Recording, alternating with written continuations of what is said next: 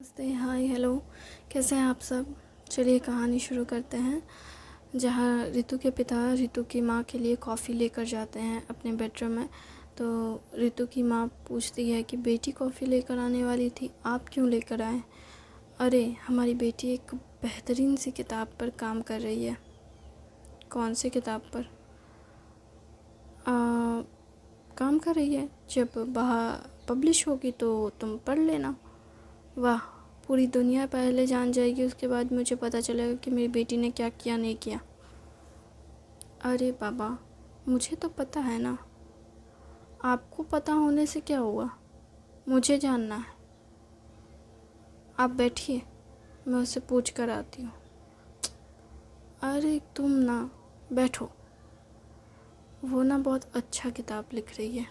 पहली बार मेरी बेटी ने मुझसे पूछा कि दुनिया कैसी है वगैरह। तो आपने क्या कहा? मैंने उसे सच बताया। वाह, और उस सच को सुनकर उसे क्या लगा? उसे अच्छा लगा। उसने अपने पिता को बहुत पसंद किया। अच्छा, ऐसी बात है क्या? मुझे जानना है, मैं जा रही हूँ। अरे तुम बैठो ना। वो बहुत अच्छी किताब लिख रही है, लिखने दो।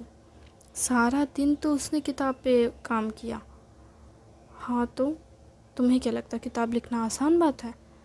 सारा दिन क्या, सारी रात, सारा दिन, 24 घंटे, 365 दिन, या शायद उससे भी ज़्यादा, 2 साल तक, 3 साल तक एक किताब लिखने में निकल जाता है। तब जाकर एक परफेक्ट किताब बनती है। वो भी राइटर को सेटिस्फेक्शन होगी तब ना। अच्छा, ऐसा भी होता है क्या? मुझे कुछ पता ही नहीं। चलिए छोड़िए, हम मुझे जानना है। अरे तुम कितना जिद करती हो? मैंने कहाँ जिद की? मुझे बस जानना है। कहा ना, वो सोसाइटी के भले के लिए किताब लिख रही है। अच्छा ठीक है, समझ आ गया। सोसाइटी के ऊपर लिख रही है, समझ गई। हाँ तो समझ गई तो अच्छे से बात को समझो, उसे लिखने दो, ठीक है? और कॉफ़ी एंजॉय करो। और क्या? और कुछ नहीं। मेरे करीब आने के बारे में मत सोचिए, चुपचाप वहाँ बैठिए। अरे तुम ना बहुत बोरिंग हो गई हो। क्या? एक बच्ची के बाप हो आप, फिर भी आपको रोमांस सूझ रहा है? वाह, तो क्या करूं? एक बच्ची का बाप बन गया तो क्या रोमांस ना करूं? हमारी बेटी कोई छोटी बच्ची नहीं है, बहुत बड़ी है। अब उसके लिए शादी के लिए लड़के ढूंढने हैं। हाँ तो लड़के ढूंढने तो क्या मैं रोमांस भी ना करूं अपनी पत्नी के साथ? अरे उसे गले भी ना लगाऊं, उसके साथ कॉफ़ी भी ना बैठ के पीऊं? ये कहाँ लिखा है भाई कि बुढ़े हो गए हो तो आप अपनी पत्नी का हाथ भी नहीं पकड़ सकते? हाथ पकड़ने में क्या बुराई है? जब हाथ पकड़ने में बुराई नहीं है तो गले लगने में क्या बुराई है? मैं तो बस तुम्हारे कंधे पे हाथ रख कर बारिश का मज़ा लेना चाहता था। तो बेड पर बैठकर क्यों मज़े लेने हैं? खिड़की के पास आइए, सच में देखिए ना, कितनी अच्छी बारिश हो रही है। ये हुई ना बात। सच में दोनों बारिश के मज़े लेते हुए एक दूसरे के बाहों में खो जाते हैं और कॉफ़ी पी रहे होते हैं और एक दूसरे से कहते हैं, काश हमारी बेटी को भी ऐसा ही लाइफ पार्टनर मिले। कैसा? तुम्हारे जैसा? अरे आप भी ना, कुछ भी। मैं बुरी हूँ क्या? मैं चाहती हूँ तुम बुरी नहीं हो, बहुत बुरी हो। और कुछ? जाइए जाइए, मुझे आपसे बात नहीं करनी। अकेले बैठिए और कॉफ़ी पीजिए, मैं जा रही हूँ खाना बनाने। ये कहकर वो रूम से निकल जाती है और जाती है किचन में और खाना बनाना शुरू करती है, जहाँ रितु के पिता रितु के माँ के पीछे पीछे आते हैं और उससे कहते हैं, कुछ अच्छा बनाना। हाँ आप ना ये बोल कर मेरे पास आने का मौका मत ढूंढिए, वहीं दूर जाइए। हाँ तो मैं दूर ही हूँ, मैं तुम्हारे पास कहाँ हूँ। हाँ, बेटी रूम में है तो बाप को मस्ती सूझ रही है। ज़्यादा नहीं बोल रही हो? बिल्कुल नहीं। आपके साथ ना मुझे क्या करना चाहिए पता है? उधर से चाकू उठाती है और उसके पास लाती है और कहती है, अगर मेरे पास भी आए ना तो चाकू से मार दूंगी आपको। इस चाकू में धार है, धार देखनी है आपको? लाइए हाथ देखते हैं आपकी नसें काट कर। अरे मुझे लगा उंगली काटोगी, तुम तो नस काटने की बात कर रही हो। पागल हो गई हो क्या? आपके साथ रहकर कोई भी पागल हो जाएगा। अच्छा, तो मैं पागल हूँ? नहीं, आप पागलों के सरताज हैं। अच्छा ठीक है, मैं अगर पागलों का सरताज हूँ तो तुम पागलों की क्वीन हो, क्योंकि अगर मैं राजा हूँ तो तुम तो रानी बनोगी ना, और राजा की रानी पागल ही होगी, क्योंकि मैं पागल हूँ ना। वाह, ज़्यादा मत बोलिए, चुपचाप जाइए टेबल पे बैठिए, मुझे खाना बनाने दीजिए। क्या बना रही हो बताओ ना? झींगा की सब्ज़ी बना रही हूँ। रोटी या पराठे? रोटी बनेगा, पराठे नहीं बन रहे हैं घर पे। बहुत तेल मसाला खा लिया आपने, जब से बेटी आई है तब से तेल मसाला, बाहर का खाना, यही सब चल रहा है, और ये सब नहीं चलेगा। चुपचाप बैठिए और सादा सीधा खाना खाइए। दाल चावल से पेट नहीं भरता है यहाँ पे, इनको तेल मसाला खाना है।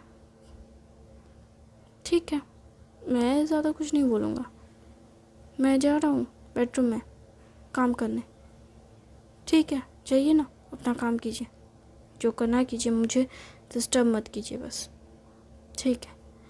रितु के पिता ये कहकर मुंह बनाते हुए अपने कमरे में चले जाते हैं और वो अपना लैपटॉप ऑन कर अपने ऑफिस का काम करना शुरू कर देते हैं।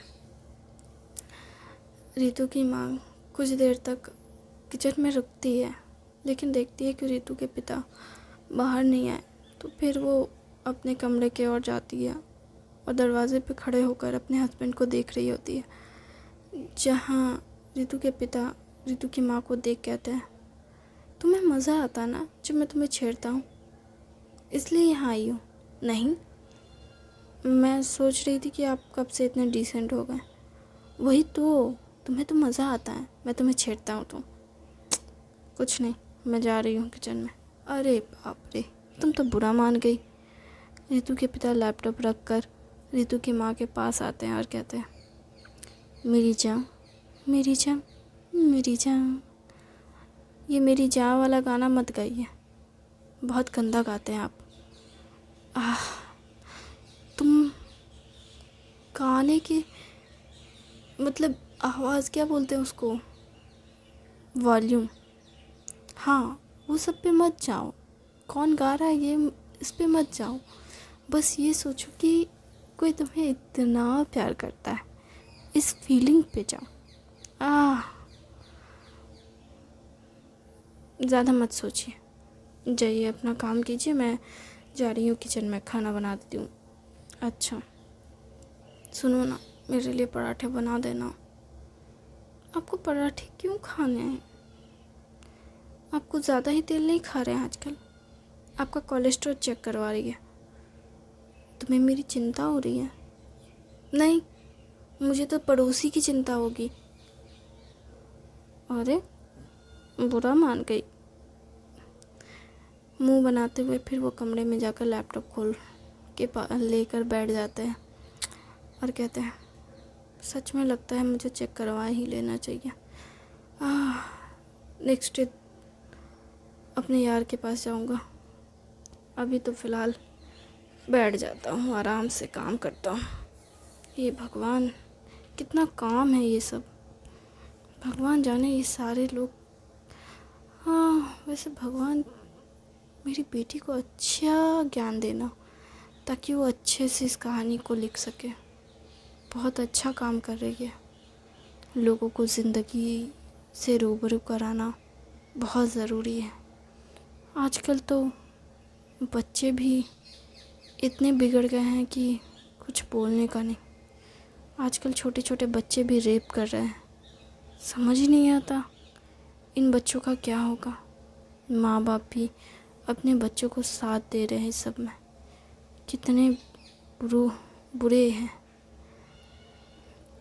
भगवान, बस मेरी बच्ची ऐसी कहानी लिखें जिस कहानी को पढ़ लोगों के अंदर इंसानियत जागे, लोग अच्छे से जाने कि इंसानियत होती क्या है, इंसानियत क्यों ज़रूरी है।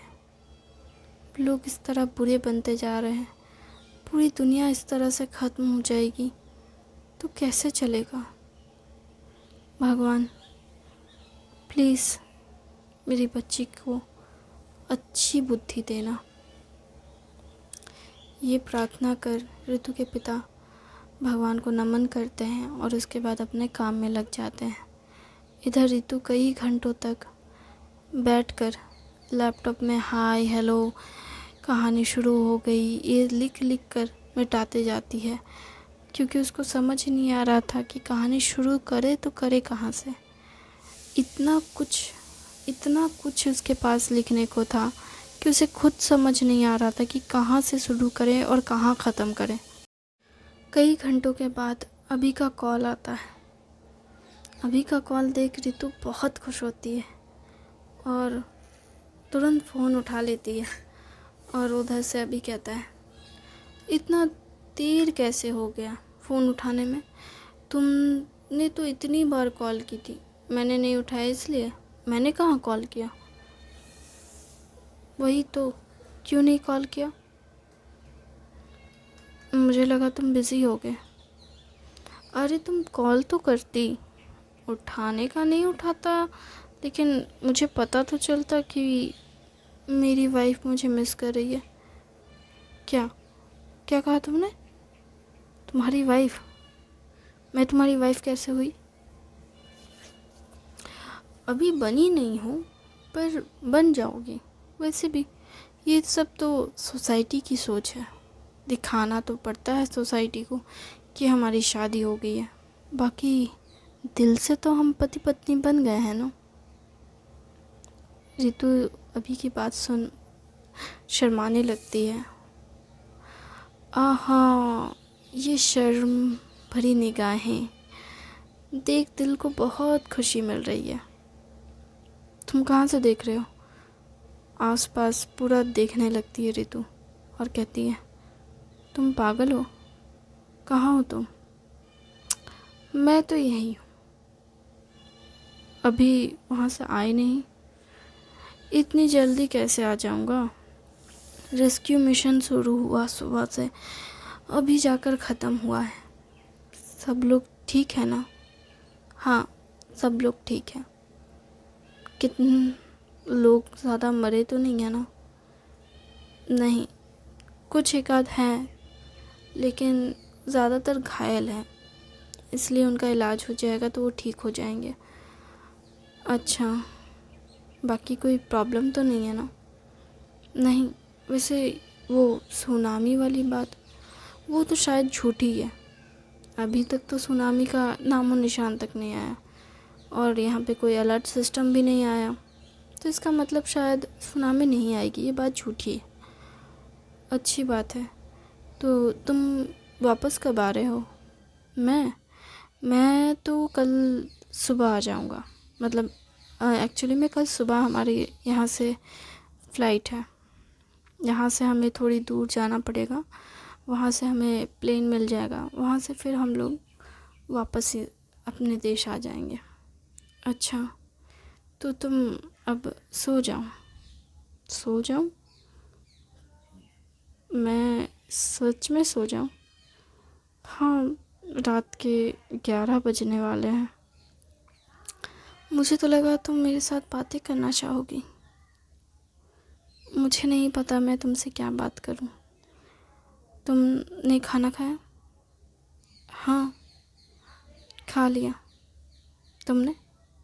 हाँ, खा लिया। वो काफ़ी देर तक काम किया तो झूठ बोल रही हो, तुमने नहीं खाया। तुम्हें कैसे पता? तुम्हारी आवाज़ से पता चला। तुम काफ़ी देर तक कमरे में बंद हो ना, तुम्हें कैसे पता? मेरे पापा ने फ़ोन किया है ना। हाँ, तुमसे बात होने से पहले तुम्हारे पापा से बात हुई। उन्होंने कहा कि मैं तुम्हें कमरे से निकालूं और तुम्हें खाना खिलाऊं। वो भी तो ये बात कर सकते थे ना मुझसे। शायद वो चाहते हैं कि मैं कब बात करूं। एक्चुअली उन्होंने ही मुझे फ़ोन किया था मेरा हाल चाल पूछने के लिए। अच्छा, आखिर मैं उनका होने वाला दामाद जो हूँ, उन्हें चिंता हो रही थी। उन्होंने ही मुझे बताया कि हाँ, कि रितु एक किताब पे काम कर रही है और अभी तक वो खाना खाने के लिए आई नहीं है। एक्चुअली मैं बहुत लेट से खाना खा रही, मतलब मैं पूरे दोपहर में भी काम कर रही थी तो मुझे खाने का टाइम नहीं मिला। फिर मैं शाम को, बारिश हो रही थी, तब मैं बारिश की आवाज़ सुन बाहर निकली और फिर मैंने उस टाइम खाना खाया और फिर इसलिए मुझे भूख नहीं लगा, इसलिए मैंने अभी तक खाना नहीं खाया। मतलब तुम इतनी बिज़ी हो कि तुम्हें खाने का भी टाइम नहीं मिल रहा है। तुम्हें पता है, खाना हमेशा डिसिप्लिनली ठीक टाइम पे खाना चाहिए। खाना कभी भी स्किप नहीं करना चाहिए या खाने को कभी अवॉइड नहीं करना चाहिए। टाइमली हमेशा खाना खाना चाहिए। हाँ, मैं समझ गई सर। वैसे चलो बाहर निकलो, रूम से बाहर निकलो, अपनी टेबल पे जाओ, खाना खाओ और मुझे मिस करो। मैं तुम्हें बहुत मिस कर रही हूँ। अच्छा, ऐसा क्या? मैं भी। मैं तो सोच रहा हूँ कि कल नहीं बल्कि अभी के अभी तुम्हारे पास आ जाऊँ, लेकिन इंतज़ार तो करना पड़ेगा कल का।